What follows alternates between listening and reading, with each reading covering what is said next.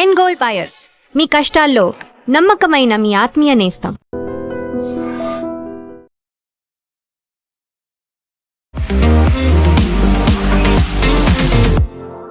నమస్తే, నేను Kavitha. Welcome to I dream news and నిజాలు. ఇండో పసిఫిక్ రీజియన్లో స్ట్రాటజిక్ భాగస్వామ్యంలో భాగంగా 3 దేశాల విజిట్లో ప్రధానమంత్రి నరేంద్ర మోదీ ఉన్నారు. అందులోనూ పర్టికులర్గా ఈరోజు న్యూజిలాండ్లో పర్యటిస్తున్నారు. దాదాపుగా 40 ఏళ్ల తర్వాత భారతదేశ ప్రధానమంత్రి న్యూజిలాండ్కి వెళ్ళారు. ఇండోనేషియా, ఆస్ట్రేలియా, న్యూజిలాండ్తో ఒప్పందాల్లో ఏవి కీలకం కాబోతున్నాయి, ఎందుకని ఇది అతి క్రూషియల్గా భావిస్తున్నారు? మనతో పాటుగా ఉన్నారు సీనియర్ జర్నలిస్ట్ సురేష్ కొచ్చతిలి గారు. సార్ నమస్తే. సో సీషెల్స్ పర్యటన తర్వాత ఈ 3 దేశాల పర్యటనలో ప్రధానమంత్రి నరేంద్ర మోదీ ఉన్నారు. అతి క్రూషియల్గా ఉండబోతున్నాయి చర్చలు అని ఇప్పటికే భాగస్వామ్య ఒప్పందాలన్నీ కుదుర్చుకున్నారు. అందులోనూ ఇండో పసిఫిక్ రీజియన్, దీని మీద ఎందుకు ఫోకస్ పెడుతున్నారు? గవర్నమెంట్ ఆఫ్ ఇండియాది ఒక లుక్ ఈస్ట్ పాలసీ ఒకటి ఉంది. మోదీ గవర్నమెంట్ వచ్చిన తర్వాత, ఎస్పెషలీ కోల్డ్ వార్ అయిపోయిన తర్వాత సోవియట్ యూనియన్ లేదు, రష్యా ఉన్నారు, యుఎస్ వాళ్ళ డామినెన్స్ ట్రై చేస్తున్నారు. ఎక్కడ కావాలంటే వాళ్ళ ఆయుధాలు అమ్మడానికి ట్రై చేస్తున్నారు, వాళ్ళే యుద్ధాలు చేస్తున్నారు, వాళ్ళు చెప్పిన మాటలే వినాలి, వాళ్ళ ట్రేడ్ టాక్స్ ఉంది. దాన్ని చూసిన తర్వాత మోదీ గవర్నమెంట్ ఒక సెకండ్ హాఫ్లో, అంటే ఫస్ట్ టర్మ్ కాదు, సెకండ్ టర్మ్కి వచ్చేటప్పుడు లుక్ ఈస్ట్ పాలసీ అని ఒక పాలసీ పెట్టారు. అంటే మనం ఎప్పుడు ఎక్కువ emphasis Indonesia, Malaysia, Philippines, Vietnam, Cambodia, Laos, Singapore ఇట్లాంటి దేశాల మీద ఎక్కువ పెట్టారు. Singapore of course we have financial type. వీళ్ళ దగ్గర పొటెన్షియల్ చాలా ఎక్కువ ఉంది.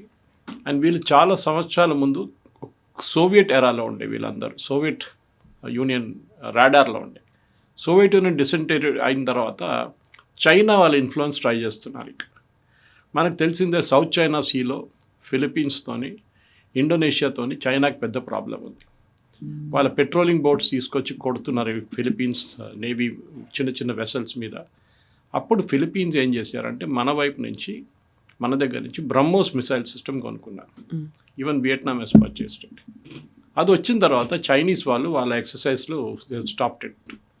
బ్రహ్మోస్ ఎప్పుడు యూజ్ చేయరు, అంతే ఒక షిప్ మీద యూజ్ చేయడానికి బ్రహ్మోస్ వేస్ట్, పెద్ద వెపన్ సిస్టమ్ అది. సో కానీ అది వచ్చిన తర్వాత it's like a nuclear weapon. చేతిలో కర్ర ఉంది, కొడతాను నేనని చెప్పేసి బెదిరించడానికి చేస్తారు, నార్త్ కొరియా స్టైల్. సో దాని తర్వాత Modi government look east policy ప్రకారం మనం ఎంగేజ్ చేయడం మొదలుపెట్టాం. And that to best part is Indonesia. Indonesia కూడా వాళ్ళకి చైనాతో ప్రాబ్లం ఉంది. వాళ్ళు ఒక కౌంటర్ వెయిట్గా యుఎస్ వాళ్ళకి ఆయుధాలు అమ్మడానికి ట్రై చేస్తున్నారు. అది పేట్రియట్ మిసైల్స్ ఉండొచ్చు, మిగతా ఆర్మ్స్ సిస్టమ్స్ ఉండొచ్చు, హెలికాప్టర్స్ ఉండొచ్చు. కానీ ఇండోనేషియా అంత అఫోర్డ్ చేయలేరు, అంత చాలా ఎక్స్పెన్సివ్ యుఎస్ ఆర్మ్స్. సో మన వైపు చూశారు, మన ఫిలిప్పీన్స్కి అమ్మాం కదా, అక్కడ బాగానే పనిచేస్తుంది బ్రహ్మోస్. 3 బ్యాటరీ యూనిట్స్ ఉన్నాయి అక్కడ. ఇప్పుడు మనం ఇండోనేషియాతోని ఒప్పందాలు ఒక 14 పాయింట్ల ఒప్పందం చేసాం. దాంట్లో మెయిన్గా ఇది ఒకటి, డిఫెన్స్ ప్రొడక్షన్లో కూడా వెళ్తున్నాం మనం. అంటే అన్నీ మనం ఇక్కడ తయారు చేయాలని లేదు, వాళ్ళ దగ్గర కూడా తయారు చేసుకోవచ్చు. ఓకే, ఇంకోటి అడ్వాంటేజ్ ఏంటంటే maritime research and maritime search and maritime security. మనకు తెలిసిందే, మన గ్రేట్ నికోబార్ ప్రాజెక్ట్ వచ్చిన తర్వాత ఇప్పుడు స్టార్ట్ అయింది చూడండి వర్క్. 10 సంవత్సరాలు 3 ఇన్స్టాల్మెంట్లో జరగబోతుంది అది.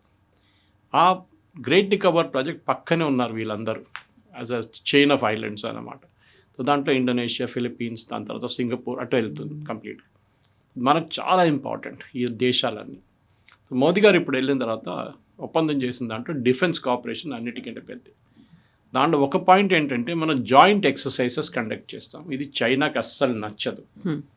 నాకు ఇన్ఫ్యాక్ట్ నేను కూర్చునే ముందు పాయింట్స్ అన్ని రాసుకున్నప్పుడు చూసాను, చైనా దీంట్లో భయపడుతున్నారు. అండ్ మోదీ గవర్నమెంట్ వైపు నుంచి ఉన్న ఏ పాయింట్ అయినా చైనా చూస్తూనే ఉంటారు. అది మన శ్రీలంకలో ఒక పోర్ట్ కొనేస్తున్నాం మనం, మ్యాజగాన్ డాక్ వాళ్ళు వెళ్ళి పోర్టే కొనేస్తున్నాం మనం కంప్లీట్గా. ఎందుకంటే వాళ్ళు పబ్లిక్ ఇష్యూకి వెళ్ళినప్పుడు వాళ్ళు బ్యాంకరప్ట్ అయిన ఒక శ్రీలంకన్ కంపెనీ, అది మనం కొనేసాం. దాని పక్కనే చైనీస్ ఉన్నారు హంబాబోటాలో. సో మనం కౌంటర్ వెయిట్ లాగా వెళ్ళి కూర్చున్నాం శ్రీలంకలో. గ్రేట్ నికోబార్ ప్రాజెక్ట్ వస్తుంది. దాని తర్వాత మీరు అటువైపు చూస్తే ఇండోనేషియా, ఫిలిప్పీన్స్, ఈ 2 దేశాలు మనకు చాలా క్లోజ్. అండ్ వీళ్ళతోనే ఒక న్యూక్లియర్ కోఆపరేషన్ కాకుండా మిగతా దాంట్లో మనం చేసుకోవచ్చు. వాళ్ళు ఒకటి మెయిన్ థింగ్ అంటే మనం we will never sell our nuclear technology, ఎవరికి అమ్మం మనం. కానీ మిసైల్ ప్రొడక్షన్ మనం అమ్మొచ్చు, మనకి ఎన్పిటీలో అది ప్రాబ్లం లేదు, నాన్ ప్రొలిఫరేషన్ ట్రీటీలో. సో ఇప్పుడు చైనాని కౌంటర్ చేయడానికి మెయిన్గా ప్రెసిడెంట్ ప్రభావో అండ్ మోదీ గారు ఇద్దరు సంతకం పెట్టిన 14 డాక్యుమెంట్స్, అంటే వాళ్ళ టీం పెట్టిన 14 డాక్యుమెంట్ చాలా ఇంపార్టెంట్. రెండవది ఏంటంటే డిఫెన్స్ ప్రొడక్షన్. నేను చెప్పాను చూడండి, ఇప్పుడు వాళ్ళ దగ్గర కూడా మనం బ్రహ్మోస్ ఒక యూనిట్ షిఫ్ట్ చేయొచ్చు, లేకుంటే మిగతా ఏదో ఒక డిఫెన్స్ యూనిట్ అక్కడ షిఫ్ట్ చేసి ప్రొడక్షన్ అక్కడ చేసుకోవచ్చు. మూడవది మన షిప్స్, నేవల్ షిప్స్ని ఇండోనేషియాలో రెగ్యులర్గా we can park it there. అది మనకు పెద్ద అడ్వాంటేజ్, ఎందుకంటే గ్రేట్ నికోబార్ వచ్చేటప్పటికి దాకా ఒక కనెక్టివిటీ వచ్చేస్తుంది. Malacca Straits is just there. Malacca Straits importance ఏంటంటే, ఇప్పుడు మన హార్మోస్ చూసాం, స్ట్రైట్ ఆఫ్ హార్మోస్ 20% వరల్డ్లో ఉన్న వరల్డ్ కావాల్సిన ఆయిల్, ఫర్టిలైజర్, గ్యాస్ అంతా ఆ రూట్ నుంచి వస్తుంది. మలక్కా స్ట్రైట్ నుంచి వెళ్ళే route 40%, 40% of world's maritime traffic Malacca Straits నుంచి వెళ్తుంది. అది మనం రేపు క్లోజ్ చేసామనుకోండి, ఫినిష్డ్, మొత్తం వరల్డ్ ట్రేడ్ ఆగిపోతుంది. మళ్ళీ మొత్తం సర్క్యూటస్ పెద్ద రూట్ తీసుకోవాల్సి వస్తుంది. వాళ్ళు అందరికన్నా పెద్ద ఇంపాక్ట్ రాబోతుంది చైనాకి. చైనాది కూడా చాలా మటుకు వాళ్ళ షిప్స్ ఆ రూట్ నుంచి వెళ్తుంది, మలక్కా స్ట్రైట్స్ నుంచి. అండ్ సౌత్ చైనా సీలో చైనా ఎప్పటి నుంచో వాళ్ళ సబ్మెరీన్స్ కానీ వాళ్ళ షిప్స్ తీసుకొచ్చి పెడుతున్నారు. సో మనకి ఇండోనేషియా ఈ పర్టికులర్ విజిట్లో ఇది మిలిటరీ కాంపోనెంట్ చాలా ఇంపార్టెంట్, కవిత గారు. అది కాకుండా ఇంకోటి, మనం ఇండోనేషియాతో మనకు తెలిసిందే, it was at one time ఒక హిందూ సామ్రాజ్యం ఉండేది. ఇప్పుడు కూడా బాలి వైపు మీకు కనిపిస్తుంది దాని రామాయణం కానీ ప్రాంబాన్ టెంపుల్ ఉంది. ఇప్పుడు మోదీ గారు అండ్ ప్రభు ఇద్దరు కలిసి వెళ్ళారు. అది మనం అర్థం చేసుకోవాలి.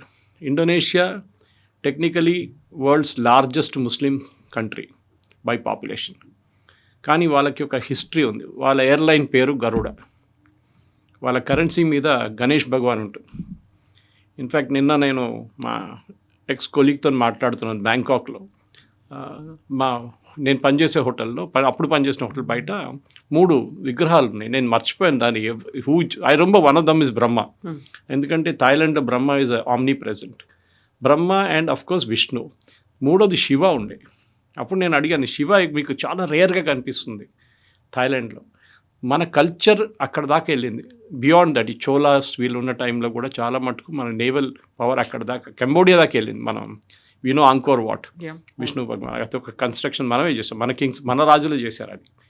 సో ఇండోనేషియాతోని ఒక యునెస్కో సైట్ ఉంది అక్కడ, ఒక యోగకర్త అని చెప్పి. అక్కడ మోదీ గారు అండ్ ప్రెసిడెంట్ గారు వెళ్ళి, ప్రెసిడెంట్ ప్రాబో వెళ్ళి వీళ్ళు జాయింట్లీ లాంచ్ చేశారు ప్రోగ్రామ్. అది రిస్టోరేషన్ నడుస్తుంది అక్కడ. సో మనకి ఇండోనేషియాకి కల్చర్లీ చాలా క్లోజ్ టైస్ ఉన్నాయి, ఇప్పుడు కాదు ఎన్నో సంవత్సరాల నుంచి. సో అదొకటి ఎక్స్ప్లాయిట్ చేయాల్సి వస్తుంది. మూడోది సైంటిఫిక్ టెంపర్. మనం చేస్తూ ఇండోనేషియన్ పార్లమెంట్ని అడ్రస్ చేస్తూ మోదీ గారు చెప్పారు చాలా క్లియర్గా దట్ మన దగ్గర ఉన్న సైంటిఫిక్ పవర్, మన దగ్గర ఉన్న వ్యాక్సిన్ పవర్, మన దగ్గర ఉన్న రీసెర్చ్, సైంటిఫిక్ రీసెర్చ్, ఇదంతా ఇండోనేషియా కూడా మనం జాయింట్లీ వాడుకోవచ్చు. మనం వీ కెన్ డూ దట్ అని చెప్పి మ్యారిటైమ్ కార్పొరేషన్ గురించి కోఆపరేషన్, జాయింట్ ఎక్సర్సైజెస్ గురించి మాట్లాడాం, జాయింట్ రీసెర్చ్ ఇప్పుడు చెప్పాను చూడండి. అది కాకుండా న్యూ డిఫెన్స్ టెక్నాలజీస్లో కూడా చాలా మటుకు we'll go with the Indonesians. వాళ్ళకి ఇది చాలా పెద్ద ఒక బెనిఫిట్, ఎందుకంటే సైన్స్లో అంత అడ్వాన్స్ కాదు ఈ దేశాలు, కానీ వాళ్ళ దగ్గర పొటెన్షియల్ ఉంది. సో మనం దాని పొటెన్షియల్ని ఎక్స్ప్లాయిట్ చేసుకోవచ్చు అనమాట. ఇది కాకుండా కోస్టల్ సర్వేలెన్స్. మనకి సౌత్ చైనా సీలో పెద్ద ప్రాబ్లం చైనాతో. సో మన ఇండోనేషియాలో ఒక 3 షిప్లు పెట్టుకుంటే మనకి కోస్టల్ సర్వేలెన్స్ ఈక్కి అయిపోతుంది. ఎస్పెషలీ మనం అండమాన్స్ నుంచి, అంటే గ్రేట్ నికోబార్ ప్రాజెక్ట్ కానీ ఇప్పుడున్న ఐఎన్ఎస్ బాస్, మన ఇండియన్ నేవీది ఒక బేస్ ఉంది అక్కడ, అక్కడి నుంచి మనం ఆపరేట్ చేసుకోవచ్చు. సో ఇది ఇప్పుడున్న దాంట్లో. అది కాకుండా ఆసియాన్ గురించి కూడా, మన ఆసియాన్ అంటే association of south east Asian నేషన్స్తో ఒప్పందాలు ఉన్నాయి. దాన్ని ఇంకా కొంచెం ముందుకు తీసుకెళ్ళడానికి ట్రేడ్స్ అండ్ గుడ్ అగ్రిమెంట్ అని చెప్పి అగ్రిమెంట్ ఉంది, ఆ పని కూడా నడుస్తుంది. ఇంకో చాలా ఇంపార్టెంట్ మ్యాటర్ ఇస్ ఇండోనేషియాలో మినరల్స్ చాలా ఉన్నాయి, క్రిటికల్ మినరల్స్. అది ఇప్పుడు మనకు తెలిసిందే. ఈ మినరల్స్ అనగానే అందరూ ఇమ్మీడియట్లీ ఒక ఎక్సైట్మెంట్ వచ్చేస్తుంది మినరల్స్లో. ఎక్కడుందా మినరల్స్ అని. యూఎస్ కూడా అదే చేస్తున్నారు, చైనా కూడా అదే చేస్తున్నారు, మనం కూడా. సో ఇండోనేషియాతో ఒక ఒప్పందం చేసాం, క్రిటికల్ మినరల్స్ని మనం ఎక్స్కవేట్ చేసుకోవచ్చు. దాని తర్వాత అక్కడ ప్రొడ్యూస్ చేసుకోవచ్చు, దాన్ని ఫర్దర్ ప్యూరిఫికేషన్ ప్రాసెస్, లేకుండా భారతదేశంలో తీసుకొచ్చి మన దగ్గర కూడా చేయవచ్చు. ఇంకొక ఒప్పందం చేశాం అనమాట. అది కాకుండా మనం చూస్తున్నట్టు ఇప్పుడు ఈ బ్రహ్మోస్ గురించి మాట్లాడాము. బ్రహ్మోస్ కాకుండా అస్త్ర అని చెప్పి మన దగ్గర ఇంకొక మిసైల్ సిస్టమ్ ఉంది, దాన్ని కూడా ఇప్పుడు అమ్మడానికి వెళ్తున్నాం ఇండోనేషియాతో. దాంట్లో చాలా మటుకు క్లియర్ ఒక స్ట్రాటజీ ఏంటంటే $600 million we're going to do this for Philippines. So Philippines and వియట్నాంతో చేసాం ఆల్రెడీ, దాంతో ఇప్పుడు ఇండోనేషియాతో కూడా చేయబోతున్నాం. 5వది ఎంఆర్ఓ ఫెసిలిటీస్. ఆ ఏరియాలో మెయింటెనెన్స్ అండ్ రీసెర్చ్ ఓవరాల్ ఎక్కువ లేదు ఎయిర్క్రాఫ్ట్ది. అది మలేషియా వైపు కొంచెం ఉంది, కానీ ఇటువైపు లేరు. సో మనం we will also exploit that now. And this are some of the కొన్ని మెయిన్ పాయింట్స్ జరిగింది ఇప్పుడు మోదీ గారు ఇండోనేషియాకి వెళ్ళినప్పుడు. ఇదంతా అఫ్కోర్స్ ఈ అడ్రస్ ద పార్లమెంట్ ఆల్సో అక్కడ. ఎగ్జాక్ట్లీ. సో అక్కడ డిఫెన్స్ సిస్టమ్తో పాటుగా మైనింగ్ మినరల్స్ మీద ఫోకస్ అయితే ఇండోనేషియాతో ఉంది. బట్ ఆస్ట్రేలియాకి సంబంధించి చూస్తే అక్కడ టీలో షుగర్ లాగా మేము కలిసిపోయాము అనేది, అక్కడ ఫ్రెండ్షిప్ గురించి చెప్తున్నారు, అక్కడ బాండ్ అనేది ఉంది. ఆస్ట్రేలియాతో ఉన్నటువంటి ఈ డీల్స్ అనేవి, ట్రేడ్ అనేది ఎలా ఉండబోతుంది? చాలా ఇంపార్టెంట్, ఎందుకంటే మనకి దీంట్లో మనం ఒక మెయిన్ ఒప్పందం పెట్టాము యురేనియం గురించి. యురేనియం మనం ఇప్పుడు యూజువలీ కెనడా నుంచి తెచ్చుకుంటాం, కానీ మనకు సరిపోవట్లేదు. ఎస్పెషలీ మనకి ఇప్పుడున్న 8 GW జనరేషన్ న్యూక్లియర్ పవర్ మనం మోదీ గవర్నమెంట్ 2047 అంటే మన 100 years ఆఫ్ ఇండిపెండెన్స్ కంప్లీట్ చేసే టైంకి ఇది 100 GW చేయాలని ప్లాన్ ఉంది. వీఆర్ ఇన్ 2026, 36, 46 అంటే 21 yearsలో ఇప్పుడున్న 8 GW పవర్ని 100 GW పవర్గా మనం ఎక్స్పాండ్ చేసుకోవాలి. మన దగ్గర టెక్నాలజీ ఉంది, కూలం చేసాం, దానికి కల్పాకం దానికన్నా ముందు ఉండే, కైగా ఉండే మన దగ్గర చాలా మటుకు మన దగ్గర న్యూక్లియర్ ప్రాజెక్ట్స్ ఉన్నాయి. కానీ మనకు క్లీన్ ఎనర్జీ కావాలంటే and especially Paris treaty sign చేసిన తర్వాత మన గ్యాస్ ఎమిషన్ తగ్గించాలంటే డెఫినెట్లీ మన కోల్ నుంచి బొగ్గు నుంచి we have to move to nuclear power. ఇప్పుడు ఆస్ట్రేలియా దగ్గర ప్రాబ్లం ఏంటంటే వాళ్ళ దగ్గర వరల్డ్లో 3rd largest యురేనియం రిసోర్సెస్ ఉంది వాళ్ళ దగ్గర, కానీ వాళ్ళ దగ్గర ఒక్క న్యూక్లియర్ పవర్ ప్లాంట్ కూడా లేదు. అది వాళ్ళ ఫిలాసఫీ. కొన్ని దేశాలు ఎస్పెషల్లీ యూరోపియన్ కంట్రీస్ న్యూక్లియర్ నుంచి మూవ్ అయిపోయారు, కానీ ఇప్పుడు మళ్ళీ న్యూక్లియర్కి తిరిగి వస్తున్నారు. ఇది మనం చూసిన జపాన్లో ఫుకుషిమాలో జరిగిన ఒక యాక్సిడెంట్ తర్వాత కొన్ని దేశాలకి డౌట్ ఉండే న్యూక్లియర్ పవర్ గురించి. కానీ టచ్వుడ్ మన దగ్గర ఇప్పుడు కూడా మనం కల్పాకం ఎప్పటి నుంచో ఉండే మన దగ్గర, దానికన్నా ముందు కైగా లాట్ ఆఫ్ న్యూక్లియర్ ప్లాంట్స్. అట్లా ప్రాబ్లం మన దగ్గర ఇప్పుడు దాకా రాలేదు, కానీ అది జరిగింది ఫుకుషిమాలో. దట్ ఇస్ అనదర్ ఎర్త్ క్వేక్తో మొదలైంది. అది actually it's a natural disaster, technical కాదు అక్కడ. దాని ముందు చెర్నోబిల్లో జరిగిన యాక్సిడెంట్ కూడా మనం చూసాం. అది చాలా పెద్ద ఒక న్యూక్లియర్ ఏం చెప్తారు డిజాస్టర్. అది ఇప్పుడు కూడా దాన్ని 500 kilometers దగ్గర కూడా మనం వెళ్ళలేము, అంత కంటామినేటెడ్ అయిపోయింది అన్నమాట. సో అది మనం చాలా కేర్ఫుల్గా చూసుకోవాలి. సో దానికి మన దగ్గర రష్యన్ టెక్నాలజీ ఉంది, మన ఓన్ తయారు చేసిన టెక్నాలజీ ఉంది. ఫాస్ట్ బ్రీడర్ రియాక్టర్స్ తయారు చేస్తున్నాం, మనం చిన్న బ్రీడర్ రియాక్టర్స్ తయారు చేస్తున్నాం. ఇప్పుడు చంద్రబాబు నాయుడు గారు విశాఖపట్నంలో డేటా సెంటర్స్ పెడుతున్నారు. దానికి 2-3 క్రూషియల్ ఎలిమెంట్స్ ఉంటాయి. ఒకటి నీళ్లు, చాలా మటుకు నీళ్ళు కావాల్సి వస్తుంది. And today only I was reading, ఇవాళ ఒక్క డేటా సెంటర్లో యూజ్ చేసే ఎలక్ట్రిసిటీ 80 cities-ని ఎలక్ట్రిసిటీ ఇప్పుడు ఇవ్వచ్చంట, 8 నుంచి 80 దాకా డిపెండింగ్ ఆన్ ద స్కేల్ అన్నమాట. సో మనం ఆలోచించి ఎంత పవర్ కన్స్యూమ్ చేస్తుంది. సో మన గ్రిడ్ నుంచి పవర్ తీసుకోలేము, బికాజ్ గ్రిడ్కి కావాల్సిన పవర్ గ్రిడ్కి ఉండాలి. గ్రిడ్ డిసిప్లిన్ అంటారు దాన్ని, కానీ ఒక పర్టికులర్ సైకిల్స్ కింద వెళ్ళకూడదు. సో సడన్గా మీరు పవర్ డ్రా చేసినప్పుడు మోస్ట్ ఇంపార్టెంట్ డేటా సెంటర్స్లో కంటిన్యూస్ పవర్ ఉండాలి. ఓకే, సో ఆ పరిస్థితిలో ఇప్పుడు మోదీ గవర్నమెంట్ ఒక మార్పు తీసుకొచ్చారు. అండ్ శాంతి యాక్ట్ అని చెప్పి ఒక యాక్ట్ కూడా తీసుకొచ్చారు. ఎందుకంటే ప్రైవేట్ సెక్టర్కి ఒక డౌట్ ఉంది ఎప్పుడు, ఏదైనా రేపు యాక్సిడెంట్ జరిగితే హూ ఇస్ రెస్పాన్సిబుల్. ఇదేదో మొన్న విశాఖపట్నం స్టీల్ ప్లాంట్లో జరిగిన అది బ్లాస్ట్ ఫర్నస్ జరిగిన యాక్సిడెంట్ కాదు ఇది, అది లోకలైజ్డ్ యాక్సిడెంట్. ఓకే, లేకుండా మొన్న ఏదో రిఫైనరీలు కూడా మోదీ గారు ఇనాగ్రేట్ చేయముందు ఒక బ్లాస్ట్ జరిగింది, కొంతమంది 5-6 మంది చనిపోయారు. మన దగ్గర ఇక్కడ ఫార్మా ఇండస్ట్రీస్ కొన్ని బ్లాస్ట్ అట్లాంటి జరుగుతుంది, కానీ దే ఆర్ లోకలైజ్డ్ ఇన్స్టెన్స్. కానీ న్యూక్లియర్ అది కాదు. ఒకసారి ఒక యాక్సిడెంట్ జరిగితే దాని ఇంపాక్ట్ చెర్నోబిల్ లాగా చుట్టుపక్కల అన్ని ఏరియాస్కి వెళ్తుంది. ఫుకుషిమాలో ఇప్పుడు కూడా అక్కడ ఏం చెప్తారు, చేపలు పట్టుకోవడానికి రెస్ట్రిక్షన్స్ ఉన్నాయి అక్కడి నుంచి దగ్గర ఉన్న సీ నుంచి వాళ్ళు అనమాట. ఎందుకంటే ఆ టైంలో కొంచెం లీక్ అయింది, సీ లోపలికి వెళ్ళింది కొన్ని రేడియో యాక్టివ్ ఎలిమెంట్స్. సో చాలా కేర్ఫుల్గా ఉండాల్సి వస్తుంది. సో దానికి శాంతి యాక్ట్ తీసుకొచ్చారు. లయబిలిటీ ఎవరి మీద ఉంటుంది, ఎంత ఉంటుంది, అది ఇంకా డిబేట్ నడుస్తుంది దాని మీద, even though the act is in force. కానీ ప్రైవేట్ సెక్టర్ ఇప్పుడు చాలామంది రావడానికి రెడీ ఉన్నారు. Tatas are ready, Adanis ready, Ambanis are ready. వీళ్ళందరూ న్యూక్లియర్ పవర్ ప్లాంట్స్ పెట్టడానికి రెడీగా ఉన్నారు. టెక్నాలజీ చాలా దేశాలు మనకి ఇవ్వడానికి కూడా రెడీ ఉన్నారు. కానీ మనకు యురేనియం కావాలి, అది మన దగ్గర లేదు. మన దగ్గర కొంచెం ఉన్నాయి, ఆంధ్రప్రదేశ్ వైపు అటు కొన్ని ప్లేసెస్లో వీ హ్యావ్ సమ్ యురేనియం, మధ్యప్రదేశ్లో అంతా. కానీ దట్ ఈస్ నాట్ ఇనఫ్. ఒక 3-4-5% అంతే.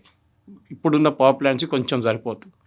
అండ్ మన మీద మీకు గుర్తుంది కవిత గారు, మనం పోఖ్రాన్ న్యూక్లియర్ బ్లాస్ట్ చేసిన తర్వాత 1 and 2 చేసినప్పుడు వాళ్ళు మన మీద చాలా మటుకు యుఎస్ శాంక్షన్స్ పెట్టారు. మనం యురేనియం ఎవరి దగ్గర నుంచి కొనలేమని చెప్పేసి. యాక్చువల్లీ ఈ ఒప్పందం మనం ఇప్పుడు మాట్లాడుతున్న ఆస్ట్రేలియాతో ఇప్పుడు ఈ ఒప్పందం పాత ఒప్పందం ఇది 2014లో సైన్ చేసాం మనం ఇది. కానీ మన్మోహన్ సింగ్ గవర్నమెంట్ టైంలో. కానీ దాన్ని ముందుకు తీసుకెళ్ళిపోయాం. ఎందుకంటే ఆస్ట్రేలియాకి డౌట్ ఏముండే, మనం ఈ దీని నుంచి ఉన్న న్యూక్లియర్ మెటీరియల్ వెపన్స్లో కూడా వాడుకుంటాం, న్యూక్లియర్ ఆయుధాలు వాడుకుంటాం. సో అక్కడ అది ఆగిపోయింది. కానీ ఇప్పుడు మోదీ గవర్నమెంట్ మళ్ళీ చర్చలు నడిపి అదంతా క్లారిఫై చేసి this is only for purely peaceful purposes. మీకు గుర్తుంటుంది ఇప్పుడు ఇరాన్లో అదే గొడవ. ఇరాన్లో ఉన్న న్యూక్లియర్ దాన్ని మీరు ఎంత ప్యూరిటీ తెచ్చుకుంటారో దానిపైన మీకు యురేనియం మీరు ఎక్కడ వాడుకోవచ్చు. అప్పుడు మీరు అడగొచ్చు యురేనియం ఇరాన్కి ఎట్లా చేరుకున్నది. ఒకటి లీగల్ వేలు తెచ్చుకోవచ్చు, ఒకటి ఇల్లీగల్ వేలు తెచ్చుకోవచ్చు. యురేనియం రెండు ఉన్నాయి. మనం లీగల్ వేలు తెచ్చుకుంటున్నాం, మనకు ప్రాబ్లం లేదు. And Australia is 3rd largest. So వాళ్ళ దగ్గర చాలా ఉన్నాయి యురేనియం. కానీ వాళ్ళు ఒక పవర్ ప్లాంట్ కూడా లేదు వాళ్ళు. సో వాళ్ళు ఎక్స్పోర్ట్ చేయాల్సిందే వాళ్ళకి. అండ్ పెద్ద రెవెన్యూ ఎక్స్పోర్ట్ చేస్తుంది. సో మన దగ్గర యురేనియం భారతదేశానికి ఒకసారి వస్తే మన చర్లపల్లిలో ఉన్న న్యూక్లియర్ ఫ్యూయల్ కాంప్లెక్స్కి వెళ్తుంది. అక్కడ దాన్ని ప్రాసెస్ చేస్తారు. ప్రాసెస్ చేసి రాడ్స్లో కన్వర్ట్ చేసి దాన్ని పవర్ ప్లాంట్స్కి పంపిస్తారు. న్యూక్లియర్ పవర్ ప్లాంట్ కల్పాకం ఉండొచ్చు, కైగా ఉండొచ్చు, లేకుంటే కుడంకుళం ఉండొచ్చు. కుడంకుళం ఇంకా ఫేజెస్ ఉన్నాయి, ఇంకా 2 ఫేజ్లు ఉన్నాయి కుడంకుళంలో. అది కాకుండా చాలా పెద్ద ప్రాజెక్ట్స్ ప్లాన్ చేస్తున్నారు. అండ్ డెఫినెట్లీ ఈ యురేనియం వచ్చేస్తే మనకి ఆస్ట్రేలియా దగ్గర నుంచి వచ్చేసి డెఫినెట్గా 2047 దగ్గర మన 100 gigawatt టార్గెట్ మీట్ కావచ్చు, డెఫినెట్గా చేయొచ్చు. సో డిఫెన్స్ టెక్నాలజీని కూడా ఎక్స్చేంజ్ ఏమన్నా అవుతుందా ఆస్ట్రేలియా? ఎస్, ఆస్ట్రేలియాతో అది కూడా ఉంది. ఆస్ట్రేలియాతో డిఫెన్స్ కొలాబరేషన్ సైన్ చేసాం, సంతకం పెట్టాం మనం. అండ్ దాని ప్రకారం మన ఆస్ట్రేలియా నుంచి వాళ్ళ దగ్గర ఉన్న డిఫెన్స్ టెక్నాలజీస్ కొంచెం మన తీసుకొస్తాం, మన వైపు మన దగ్గర ఉన్న వాళ్ళ దగ్గర జాయింట్ ప్రొడక్షన్ కూడా చేసుకుందామని చెప్పి ఒప్పందం చేశారు. క్లారిటీ ఇంకా వస్తుంది. ఐ మీన్ ఇది ఒప్పందమే, ఇంకా దాన్ని డెఫినెటివ్ స్టేజ్ తీసుకురావాలంటే స్పెసిఫిక్స్కి రావాల్సి వస్తుంది. ఆస్ట్రేలియా కూడా డిఫెన్స్లో ఇప్పుడు చాలా మటుకు పికప్ అయ్యారు వాళ్ళు. ముందు ఇంత అఫెన్సివ్ లేకుండే, కానీ ఇప్పుడు వాళ్ళు చాలా అగ్రెసివ్ అయిపోయారు. సో డెఫినెట్గా మనం వాళ్ళ వైపు నుంచి వాడుకోవచ్చు. అది కాకుండా ఆస్ట్రేలియాతోని మనకు మెయిన్గా ప్రాబ్లం ఏముండే అంటే, ఒకటి మన ఇమ్మిగ్రేషన్ ప్రాబ్లం ఉండే, ఇష్యూస్ ఉండే అక్కడ. అది కూడా మాట్లాడారంటున్నారు. దాన్ని కూడా ఏదో అగ్రిమెంట్కి వచ్చారంట. మన డీటెయిల్స్ ఇంకా స్పెసిఫిక్స్ బయటికి రాలేదన్నమాట. సో న్యూజిలాండ్లో ఫస్ట్ ఇందిరాగాంధీ, ఆ తర్వాత రాజీవ్ గాంధీ 40 years టైం ఎందుకు పట్టింది మళ్ళీ ఒక ప్రైమ్ మినిస్టర్ విజిట్ చేయడానికి? It's very good question.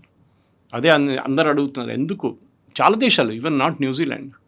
Modi గారు ఇప్పుడు వెళ్ళిన 40-45 దేశాలకి వెళ్ళినప్పుడు 40 సంవత్సరాల తర్వాత, 50 సంవత్సరాల తర్వాత, 30 సంవత్సరాలు ఎందుకు ఇంత టైం ఎందుకు పట్టింది? అంత దూరం కాదు కదా న్యూజిలాండ్, మనం వెళ్ళొచ్చు కావాలంటే. కానీ మనకు ఒక స్ట్రాటజిక్ రీజన్ లేకుండా ఒక దేశంతో మనం ఒప్పందం పెట్టుకున్నప్పుడు మనకి వాళ్ళ వైపు నుంచి ఏమొస్తుంది, మన వైపు నుంచి వాళ్ళకి ఏమొస్తుంది, ఇదే ఉంటుంది ఎప్పుడు. కాదు నేను అక్కడ వెళ్ళను, వాళ్ళు కలవనంటే ఇది నార్త్ కొరియా కాదు కదా. They are a democratic country. మనం అక్కడ వెళ్ళొచ్చు, వెళ్ళలేదు. అక్కడ మన డయాస్పోరా ఉన్నారు చాలా పెద్ద. ఇన్ఫ్యాక్ట్ ఆస్ట్రేలియాలో మొన్న జరిగిన మీటింగ్లో అల్బనీసీ అయితే మొత్తం స్టన్ అయిపోయారు ఆయన, ఆస్ట్రేలియన్ ప్రైమ్ మినిస్టర్ ఆడియన్స్ని చూసి. అంటే మన దగ్గర అట్లాంటి పబ్లిక్ మీటింగ్స్ చాలా నార్మల్, కానీ ఆస్ట్రేలియాలో జరగదు అది. అది మోదీ గారు దీనికన్నా ముందు కూడా యూఎస్లో ఉన్నప్పుడు హౌడీ మోడీ ప్రోగ్రామ్ దాంట్లో ఉండే, అహ్మదాబాద్లో జరిగింది, యూఎస్లో జరిగింది, హ్యూస్టన్లో. సో అట్లాంటి దాంట్లో మన పబ్లిక్ మీటింగ్, మన డయాస్పోరా చాలా ఇంపార్టెంట్ రోల్ ప్లే చేస్తారు, స్పెషలీ అక్కడ ఉన్న ఎలక్షన్స్లో. అది ఆస్ట్రేలియా కూడా తెలుసు దట్ ఇండియన్ డయాస్పోరాని ఎక్కువ వాళ్ళు ఇమిగ్రేషన్ పాలసీస్ ట్వీక్ చేస్తే వాళ్ళు definitely it will back fire అనమాట. న్యూజిలాండ్లో కొన్ని ఇష్యూస్ ఉన్నాయి మనకి. న్యూజిలాండ్తో స్పెసిఫిక్లీ ఇండియన్స్ని టార్గెట్ చేస్తున్నారు, ఇండియన్స్ని ఇమిగ్రేషన్లో టార్గెట్ చేస్తున్నారు చెప్పి దాని చర్చలు కూడా నడుస్తున్నాయంటారు. డీటెయిల్స్ ఇంకా రాలేదు, విజిట్ ఈజ్ ఆన్ గోయింగ్, మనం రికార్డ్ చేస్తున్నప్పుడు. సరే చూడాల్సింది. న్యూజిలాండ్తో డెఫినెట్గా ఐ థింక్ ఈ 3 దేశాల పర్యటన మీరు చెప్పారు, సెషైల్స్ నుంచి మొదలైంది. దీనికన్నా ముందు రౌండ్లో సెషైల్స్ కూడా ఉండే. సెషైల్తో మనం డిఫెన్స్ కోఆపరేషన్ చేసాం, మన నేవీని అక్కడ స్టేషన్ చేసాం. మనకు గుర్తుండే ఒక టైంలో సెషైల్స్లో గవర్నమెంట్ ఒక కూ జరిగింది అక్కడ, రాజీవ్ గాంధీ గారి టైంలో. దట్ టైం మనం ఒక ఆర్మీని పంపించి, మన పారాఫోర్సెస్ని పంపించి ఆ కూని మనం అడ్డుకున్నాం. సో మనం ఈ దేశాలకు ఎందుకు వెళ్తున్నారు మోదీ గారు అంటే దీనికి జవాబు ఉంటుంది. మనం ఒక హాఫ్ అన్ అవర్లో మొత్తం ఎక్స్ప్లెయిన్ చేయలేము, కానీ బ్రాడ్లీ ఏంటంటే మనకి ఏ దేశంతో అంత శత్రుత లేదు. మనకున్నది పాకిస్తాన్తోనే మనకు మెయిన్ ప్రాబ్లం. కానీ ఇప్పుడు మనం యుఏఈతో ఒప్పందం చేసుకున్నాం, ఒమాన్తో ఫ్రీ ట్రేడ్ అగ్రిమెంట్ చేసాం. ఎందుకు చేస్తున్నాం అంటే వాళ్ళ దేశంలో ఉన్న బెనిఫిట్స్ అంతా మనం తీసుకోవాలి, మన బెనిఫిట్స్ వాళ్ళకి ఇవ్వాలి. 1 way ట్రాఫిక్ ఉండదు ఎప్పుడు. అది యూఎస్ కంప్లైంట్ చేస్తారు ఎప్పుడు. మనం ప్రొడక్ట్స్ అంతా యూఎస్లో అమ్మేసుకుంటున్నాం, ఓకే, ష్రింప్స్ నుంచి లెదర్ ఫుట్వేర్ నుంచి టీ షర్ట్ అన్నీ అమ్ముకుంటాం, సాఫ్ట్వేర్ కూడా. కానీ వాళ్ళ వైపు నుంచి మనం ఏం కొనట్లేదు. హార్లీ డేవిడ్సన్ ఇక్కడ అమ్మడానికి ట్రై చేస్తే డ్యూట్ ఎస్టాబ్లిష్మెంట్ కోసం ఏదో ప్రాబ్లమ్స్ క్రియేట్ చేసాం మనం, క్లియరెన్స్ ఇవ్వలేదు. ఇట్స్ ఓకే, మన దగ్గర లైసెన్స్ రాజు ఉండే, లేదని మనం డినై చేయట్లేదు. నరసింహారావు గారు వచ్చిన తర్వాతే కదా లైసెన్స్ రాజు తీసేశారు. అప్పటి నుంచి మెల్లమెల్ల మార్పులు వస్తున్నాయి. కానీ ఇప్పుడు హార్లీ డేవిడ్సన్ ఇండియాలో ప్రొడ్యూస్ చేసిన పెద్ద ప్రాబ్లం లేదు. యుఎస్తో చర్చలు నడుస్తున్నాయి, we are the final stages of it. కానీ వాళ్ళు ఇంకేదో ఎంక్వైరీ పెడతా అంటున్నారు ఫోర్స్ లేబర్ మీద, అది ఆ ఎంక్వైరీ కూడా నడుస్తుంది. సో మన ఆస్ట్రేలియాతోనే ఒక పెద్ద అడ్వాంటేజ్ అంటే ఇట్స్ ఆల్సో బిగ్ కంట్రీ, చాలా పెద్ద కంట్రీ. న్యాచురల్ రిసోర్సెస్ వాళ్ళ దగ్గర చాలా ఉన్నాయి. కోల్ వాళ్ళ దగ్గర ఉంది, యురేనియం ఉంది. ఇదన్నీ మన వైపు తక్కువ ఉంది. కోల్ మనకు ప్రాబ్లం లేదు, కానీ యురేనియం మనకు కావాల్సింది. అది యురేనియం యూజువల్లీ ఇవ్వరు ఎవరు, చాలా కేర్ఫుల్ ఉంది. కానీ ఆస్ట్రేలియాకి ఇప్పుడు కాన్ఫిడెన్స్ వచ్చింది. మనం భారతదేశంలో మోదీ గవర్నమెంట్ 2014 తర్వాత దట్ మనం వెపన్ గ్రేడ్ యురేనియంకి వెళ్ళట్లేదు, పీస్ఫుల్ పర్పస్కే వాడుకుంటామనే కాన్ఫిడెన్స్ వాళ్ళకు ఉందన్నమాట. సో ఇప్పుడు 3 కంట్రీస్ అనేవి ఇప్పుడు స్ట్రాటజిక్ డెవలప్మెంటో లేకపోతే డిఫెన్స్ ఎక్విప్మెంటో వీటన్నిటితో పాటు ఒక ఫ్రెండ్లీ అట్మాస్ఫియర్ డెవలప్ చేసుకోవడానికి ట్రేడ్ డీల్స్ అనేవి ఇవన్నీ అవుతున్నప్పటికి కూడా అంత ఫ్రెండ్లీగా భారతదేశాన్ని వాళ్ళు నమ్ముతున్నారా? ఫర్దర్గా ఒకవేళ చైనా వచ్చింది అనుకోండి, లేదు నెక్స్ట్ అమెరికా వచ్చింది, వాళ్ళతో కూడా ఇండో పసిఫిక్ రీజియన్ లైక్ ఆ పసిఫిక్ రీజియన్ పరిధిలో కూడా ఏమైనా ఇలాంటి కార్యక్రమాలు లేకుంటే ఎక్విప్మెంట్లో ఎస్టాబ్లిష్మెంట్లో చేసుకోవచ్చు కదా. హోల్ అండ్ సోల్ భారతదేశం మీద డిపెండ్ అయ్యలేవు, హోల్ అండ్ సోల్ మనం కూడా వాళ్ళతోనే ఫ్రెండ్షిప్ అనేది కంటిన్యూ చేయట్లేదు కదా. కరెక్ట్. మన ఏం చెప్తారు, don't put your eggs in Only one one basket అంటారు. మనం డిస్ట్రిబ్యూట్ చేయాలి మన రిస్క్ని. ఎప్పుడు మనం చూస్తున్నప్పుడు ఒమాన్తో ఒప్పందం చేసినప్పుడు, అండ్ స్పెషల్లీ క్రైసిస్ మొదలయ్యే ముందు, ఈ స్టేట్ ఆఫ్ హార్మస్ క్రైసిస్ మొదలయ్యే ముందు ఒమాన్ 24 ప్లేస్లో ఉన్నారు మన దగ్గర నుంచి, మనం ఇంపోర్ట్ లెవెల్లో వాళ్ళ వైపు నుంచి. ఇప్పుడు ఒమాన్ 10వ స్థానానికి వచ్చేసారు. మార్పులు చాలా వస్తున్నాయి. మనం యూత్ అని సైన్ చేశాం. ఇప్పుడు అది పార్లమెంట్లో పడింది, యూరోపియన్ యూనియన్ పార్లమెంట్లో ఉంది. అది ఒకసారి వాళ్ళ అప్రూవ్ చేస్తే ఆ FTA కూడా వచ్చేస్తుంది. ఆల్ ట్రేడ్ డీల్స్ అని చేసుకున్నాం. It's big deal. ఎందుకంటే సడన్లీ యువర్ యాక్సెస్ 40 మార్కెట్స్కి మీకు యాక్సెస్ వచ్చేస్తుంది. యూకేతో సపరేట్గా చేసాం మనం, అది కూడా ఇట్స్ ఆల్రెడీ ఇంప్లిమెంటెడ్. సో ఏ దేశం కూడా no man is an island అంటారు ఇంగ్లీష్లో. సేమ్ థింగ్, మనం ఒక సపరేట్ ఐలాండ్గా ఉండలేము. మేము ఎవరితోనే పెట్టుకోము, అది నార్త్ కొరియా స్టైల్లో.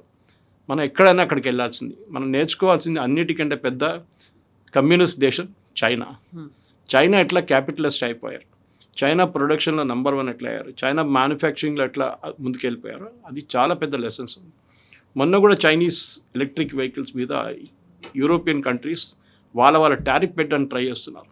కానీ ఎంత టారిఫ్ పెట్టినా కానీ ఎండ్ ఆఫ్ ద డే మళ్ళీ ఆ రేట్ అంతే అవుతుంది. సో మన వైపు నుంచి కూడా ఇప్పుడు మోదీ గారు తిరిగి అది మోదీ గారు అని కాదు, Kavitha garu, any prime minister, any president, ఏ దేశంలో అయినా, ఇప్పుడు ఈవెన్ ప్రెసిడెంట్ ట్రంప్ చూడండి, ఎక్కడికి వెళ్ళినా వాళ్ళ దేశాల్లో ఉన్న ప్రోడక్ట్ని అమ్మడానికి ట్రై చేస్తారు. టర్కీకి వెళ్ళారు, మేము మీకు F-35 అమ్ముతారు అంటున్నారు ఆయన. వాళ్ళ వైపు నుంచి వాళ్ళ కంట్రీలో ఉన్న ప్రొడక్షన్, వాళ్ళ కంట్రీలో ఉన్న ఏం చెప్తారు ఇండస్ట్రియల్ పవర్ వాళ్ళు వాడుకుంటారు. జీ జింగ్పిన్ ఎక్కడికి వెళ్ళినా కానీ, వాళ్ళ దేశానికి చైనీస్ దగ్గరికి ఎవరైనా ట్రేడ్ డెలిగేషన్ వస్తే వాళ్ళు క్విట్ ప్రోకో చూస్తారు. కెనడా కూడా అంతే, మెక్సికో కూడా మేము చూసాం. మనప్పుడు కెనడా మెక్సికోకి యుఎస్తో ప్రాబ్లం ఉంది ప్రొడక్షన్ వైపు నుంచి, చైనా కూడా అదే ప్రాబ్లం ఉంది యుఎస్తో. సో మనం కూడా మన వైపు నుంచి మన ఇండస్ట్రియల్ ప్రొడక్షన్ మన బయట దేశాలకి we should move beyond shrimp and software. ఎందుకంటే అది ఉంది, మన పవర్ ఉంటుంది ఎప్పుడు అది. కానీ దాని తర్వాత కూడా మన వైపు నుంచి ఇప్పుడు న్యూక్లియర్ టెక్నాలజీ చూడండి, మనం కూడా ఎక్స్పోర్ట్ చేసుకోవచ్చు, కానీ దానికి కొన్ని రెస్ట్రిక్షన్స్ ఉంది మన వైపు నుంచి. గాజ్ ఎక్స్పోర్ట్ చూడండి మన వైపు నుంచి. టెక్స్టైల్స్ అయితే మన స్ట్రెంగ్త్ ఎప్పటి నుంచో ఉంది, తిరుపూర్ నుంచి లుధియానా దాకా మనకి ఎఫర్ట్ ఉంది. కానీ మోదీ గారు వెళ్ళేటప్పుడు ప్రతిసారి మన దేశంలో ఉన్న ప్రోడక్ట్స్ అక్కడ అమ్మడానికి ట్రై చేస్తారు, వాళ్ళ దగ్గర ఉన్న ప్రోడక్ట్స్ మనం తీసుకుంటాం. 2-way ట్రాఫిక్ అది ఒక వరల్డ్లో ఇప్పుడున్న రూల్, అది మనం కూడా పాటించాలి. కానీ అన్నిటికంటే పెద్ద డేంజర్ అన్ని దేశాలకి ఏం కనిపిస్తుంది అంటే, ఒకటి మిలిటరీ. మనం చూసాం ఈ ఇరాన్, ఇజ్రాయెల్, US యుద్ధంలో అన్నిటికంటే పెద్ద ఒక లెసన్ అది. దట్ మీకు పెద్ద షిప్పులు అక్కర్లేదు, చాలా మటుకు వందలాది ఎయిర్క్రాఫ్ట్ అక్కర్లేదు, డ్రోన్ అండ్ మిసైల్స్తో మీరు మొత్తం చేసుకోవచ్చు మీ బిజినెస్. దానికోసం ఇప్పుడు ఇండోనేషియా, దానికన్నా ముందు ఫిలిప్పీన్స్ కానీ వియట్నాం కానీ వీళ్ళందరూ మనతో చర్చలు జరుపుతారు. మన కాస్ట్ ఆఫ్ బ్రహ్మోస్ చూసి US ఒక మిసైల్ సిస్టమ్ చూస్తే చాలా తక్కువ, మనకి 1/10 ఉంటుంది. అది మనం వాడుకోవాలి, ప్రైస్ అడ్వాంటేజ్. ఓకే, ఈ బ్రహ్మోస్ అనే ప్రాజెక్ట్ కూడా it's Indo Russian collaboration. Okay, Brahmaputra and Moscow river పేరు పెట్టి తీశారు. అది బ్రహ్మోస్. కానీ దాన్ని మనం ఎంత బాగా వాడుకున్నామని ఆపరేషన్ సింధూర్లో ఒక ఆపరేషనల్ అడ్వాంటేజ్ మనకు వచ్చింది. సో దేశాలు చూస్తూనే ఉన్నారు, ఓకే దే ఆర్ ప్రొడ్యూసింగ్, బాగా జరిగింది ఇది, అవి మాకు కూడా కావాలి. ఇన్ఫ్యాక్ట్ నేను చెప్పాను చూడండి, ఫిలిప్పీన్స్ ఆ 3 బ్యాటరీలు తెచ్చి పెట్టుకున్న తర్వాత చైనీస్ పెట్రోలింగ్ తగ్గిపోయింది, నేవల్ పెట్రోలింగ్. వాళ్ళకు కూడా భయం ఉంది ఇప్పుడు దట్ ఫిలిప్పీన్స్ కూడా తీసుకుంటారు, ఇప్పుడు ఇండోనేషియా తీసుకుంటారు, వియట్నాం దగ్గర ఆల్రెడీ ఉంది. అండ్ వియట్నాం కమ్యూనిస్ట్ కాలనీ ఉండే అక్కడ వన్ టైం. ఇప్పుడు వాళ్ళు కూడా మారుతున్నారు, వాళ్ళ స్ట్రాటజీ మారిపోతున్నారు. Yes we should do it, అంటే డౌట్ లేదు. ఆస్ట్రేలియాతో న్యూక్లియర్ ఫ్యూయల్ తీసుకోవడం ఏ ప్రాబ్లం లేదు. In fact Australia is now the 4th largest, 3rd largest ఉండే. వాళ్ళు లోకంలో ఉన్న యురేనియంది 8% వాళ్ళ దగ్గర ఉందన్నమాట. సో ఎస్ కెనడాతో డీల్ చేసుకుంటాం, కెనడాతో బార్గెన్ చేసుకోవచ్చు ఇప్పుడు కావాలంటే. Listen, Australia is giving us at this rate, మాకు ఏ రేట్లు ఇస్తారు మీరు అని చెప్పేసి రెస్ట్రిక్షన్స్ పెట్టకుండా ఇంత ఇస్తారు. ఎందుకంటే మన ఇదంతా ఒక క్రైసిస్ మూమెంట్లో తెలుస్తుంది. అది మనం పోఖ్రాన్లో చూసాం. పోఖ్రాన్ జరిగిన తర్వాత మన మీద మొత్తం శాంక్షన్ పెట్టేశారు యూఎస్. టారిఫ్ కాదు, శాంక్షన్ పెట్టేశారు. మనం ఏం కొనలేకపోయాం బయట నుంచి. దానికన్నా ముందు తర్వాత మనం చేసిన మన క్రయోజెనిక్ ఇంజిన్ ప్రాజెక్టులో అదే ప్రాబ్లం వచ్చింది. ఇప్పుడు మనం రష్యాతో మాట్లాడుతాం కవిత గారు, అది రష్యాని మర్చిపోతున్నాం మనం. SU-57 ఆఫర్ చేశారు వాళ్ళు, మనం ఇప్పుడు వద్దని చెప్పి, ఎందుకంటే వాళ్ళ డిఫెన్స్ ప్రొడక్షన్ కొంచెం ప్రాబ్లంలో ఉంది యుక్రెయిన్ వార్ తర్వాత. కానీ మనం రఫేల్ తీసుకుంటున్నాం. ఇప్పుడు చూడండి, మెక్రాన్తో కలిసినప్పుడు ప్రధానమంత్రి గారు డైరెక్ట్ డీల్ చేసుకున్నారు. Company is Dassault Aviation, private company. మనం వాళ్ళతో డీల్ చేయట్లేదు, we are dealing with the French government. ఎందుకంటే బోఫోర్స్ తర్వాత ఏ డిఫెన్స్ కాంట్రాక్ట్లోనే కానీ ఈ కమిషన్ల భయం ఉంటుంది. సో మోదీ గవర్నమెంట్ ఒక నిర్ణయం తీసుకున్నారు. బోఫోర్స్ తర్వాత రాజీవ్ గాంధీ గారు చేసిన ఒప్పందంలో ఎన్నో అవకతవకలు జరిగింది. దాని తర్వాత we will not make any such mistakes again అని చెప్పి direct government to government deal చేస్తున్నారు. ఇప్పుడు అది జర్మనీతో ఉండొచ్చు, it can be with France and even US. Apache helicopters తీసుకున్నాం మనం యుఎస్ దగ్గర నుంచి. కానీ వాళ్ళు చెప్పిన అన్నీ మనం తీసుకోవాలని లేదు. F-35 ఆఫర్ చేశారంటున్నారు, మోదీ గవర్నమెంట్ నో అన్నారు. ఒక ఎయిర్క్రాఫ్ట్ ఇస్ $100 million, అంత చీప్ కాదు. అండ్ యూఎస్కి ఒక హ్యాబిట్ ఉంది కవిత గారు, ఏ క్రైసిస్ వచ్చినా కానీ వాళ్ళు సడన్గా బ్యాన్ పెట్టేస్తారు. మీరు ఎట్లయిపోతుందంటే కార్ కొనిన తర్వాత స్పేర్ పార్ట్లు దొరకకపోతే మీరేం చేస్తారు? ఇది ప్రాబ్లం మన దగ్గర. సో మనకి ఇప్పుడు రఫేల్ కంపల్షన్ అనేది క్రియేట్ చేస్తారో అక్కడే ఒక స్టాప్ గేట్ అనేది కూడా ఉంటుంది. ఎస్, ఎందుకంటే అది బ్లాక్మెయిల్, అది లిటరల్ బ్లాక్మెయిల్. అది మనం చూసాం క్రయోజెనిక్ ఇంజిన్ ప్రాజెక్ట్లో. రష్యా దగ్గర నుంచి మన ఇంజిన్ కొంటున్నామని చూడంగానే యూఎస్ ఆఫర్ చేశారు క్రయోజెనిక్ ఇంజిన్స్, మా దగ్గర కొనుక్కోండి. కానీ వాళ్ళ cost was 4 times Russian cost.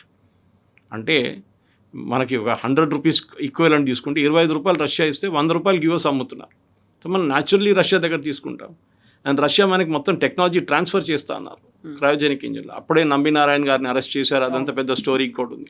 So defence కోఆపరేషన్లో ఇప్పుడు మనం ఇండోనేషియాతో చేసిన ఒప్పందం. మోదీ గారు మళ్ళీ ఇంకా 3 దేశాలకు వెళ్తారు, ఆయన అవార్డులు తీసుకుంటున్నారే. మన వాళ్ళకి చాలా పెద్ద ప్రాబ్లం మన వాళ్ళకి. అది ఒక ప్రధానమంత్రికి అవార్డు ఇచ్చేటప్పుడు దేశానికి ఇస్తున్నారు, ప్రధానమంత్రికి కాదు. అందులో కూడా AI జనరేటెడ్గా ఉన్నాయి అనే సీషెల్స్ నుంచి సెషల్ గవర్నమెంటే క్లారిఫై చేశారు అది. దట్ పర్టికులర్ అవార్డ్ మోదీ గారికి కస్టమైజ్ చేసి ఇచ్చాము మేము, ఎందుకంటే అది అందరికీ అక్కర్లేదు. ఇట్ వాజ్ రిగార్డింగ్ ఎన్వైర్న్మెంట్ అన్న దాని గురించి ఉండే. So it was only for Modi and for India. Award Modi గారికి కాదు, ఇండియాకి ఇస్తున్నారు. అది దీనికన్నా ముందు అఫ్కోర్స్ వీరు ఇట్లా ఇంత పెద్ద మాటలంటే కాంగ్రెస్ వాళ్ళు జవహర్లాల్ నెహ్రూ భారతరత్న ఆయనకే ఇచ్చుకున్నారు. ఆలోచించండి, ఫస్ట్ టైం ఇన్ హిస్టరీ ఒక సర్వింగ్ ప్రైమ్ మినిస్టర్ ఆయనకే రికమెండ్ చేసుకుని ఆయనే భారతరత్న వేసుకున్నారు. ఇప్పుడు దాకా జరగలేదు అట్లా. ఓకే, అంబేద్కర్ గారికి భారతరత్న ఎప్పుడు ఇచ్చారు మనకు అందరు తెలిసిందే. సర్దార్ పటేల్ గారికి భారతరత్న ఎప్పుడు వచ్చింది అందరు తెలుసు. కానీ నెహ్రూ కుటుంబానికి ఇమ్మీడియట్గా భారతరత్నాలు వచ్చేసినాయి. అది నెహ్రూ ఉండొచ్చు, ఇందిరాగాంధీ ఉండొచ్చు, రాజీవ్ గాంధీ ఉండొచ్చు. So anyway that's not a matter. కానీ ఈ కాంగ్రెస్ వాళ్ళు చేస్తున్న క్యాంపెయిన్, సుప్రీయా శర్నాథే కానీ మిగతా వాళ్ళు చేస్తున్న campaign, it is below the belt. Modi గారికి ఇచ్చారు అవార్డు అని మీకు ప్రాబ్లం ఏంటి? అర్థం కావట్లేదు. ఇట్ ఈస్ ఫర్ ద దేశానికి ఇస్తున్నారు. ఓ ఇండోనేషియాకి వెళ్ళిన వాళ్ళు ఇచ్చారు అవార్డు, ఓ వాళ్ళు కూడా ఇచ్చారా? సౌదీ అరేబియా ఇచ్చారు, ఖత్తర్ ఇచ్చారు, అన్ని దేశాలు. అంటే మీరు వాళ్ళని కూడా క్రిటిసైజ్ చేస్తారు. పోయిన ప్రతి చోట కూడా ఏదో ఒక అవార్డ్ ఆఫ్ ఫెలిసిటేషన్ ఏదో ఒకటి అవుతూనే ఉంది. మోదీ గారు అని కాదు, మోదీ గారు ఒక రిప్రజెంటేటివ్ అంతే భారతదేశాన్ని. అక్కడ ఆయన తీసుకొచ్చి ఆయన ఇంటికి తీసుకెళ్లారు అవార్డు అంతా. అదంతా ప్రైమ్ మినిస్టర్స్ కలెక్షన్లో ఉంటుంది. దీనికన్నా ముందు మన్మోహన్ సింగ్ గారికి ఇచ్చారు, కానీ అన్ని అవార్డులు ఇవ్వలేదు ఆయనకి. ఇందిరాగాంధీ గారికి ఇచ్చారు అవార్డు, చాలామంది వాజ్పేయి గారికి ఇచ్చారు. కానీ it does not that. Nishane Pakistan even Advani గారికి ఇచ్చారు. సో అవార్డు ఇవ్వలేదని కాదు, అది ఆ పర్టికులర్ ఇండివిజువల్ కాదు, it is for the country. అది మనం గుర్తుపెట్టుకోవాలి. ఒక రికగ్నిషన్ అది.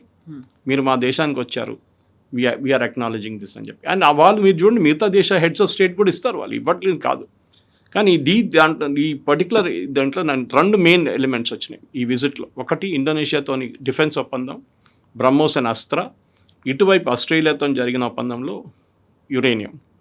ఈ యురేనియం మనకు వస్తే మనకి ఇప్పుడు నాకు చెప్పాను చూడండి 8 GW పవర్ విల్ బికమ్ 140. అది చాలా ఇంపార్టెంట్ మనకి, అది కావాల్సింది కూడా. మనకు క్లీన్ ఎనర్జీ కావాలి, మనం కోల్ ఫేస్ అవుట్ చేయాల్సి వస్తుంది. ఇంకో 40 సంవత్సరాల తర్వాత మనకి ఇప్పుడున్న రామగుండం కానీ కొత్తగూడెం అంతా క్లోజ్ డౌన్ చేయాల్సి వస్తుంది, ఆల్టర్నేట్ ఫ్యూయల్స్కి వెళ్ళాల్సి వస్తుంది. సో దాంట్లో అప్పుడు nuclear is never ending, it can go on and on and on అనమాట. దాని తర్వాత మనం అఫ్కోర్స్ సోలార్ మీద ఉన్నాం, మనం విండ్ పవర్ మీద ఉన్నాం, అదండి. కాకుండా హైడల్ పవర్ కూడా మన దగ్గర ఉంది. కానీ hydel power is not reliable. వర్షం రాకపోతే ఇప్పుడు వర్షాలు లేవు, హైడల్ పోతుంది. సో యురేనియం కావాల్సిందే మనకు. అండ్ యాక్చువల్లీ మన దగ్గర లేనప్పుడు మనం ఎక్కడుంటే అక్కడ తీసుకుంటాం మనం. Yes sir. So New Zealand complete అయిన తర్వాత అవుట్కమ్ ఏంటి అనేది అప్పుడు న్యూజిలాండ్లో ఐ డోంట్ థింక్ అంత పెద్ద, ఎందుకంటే చిన్న దేశం.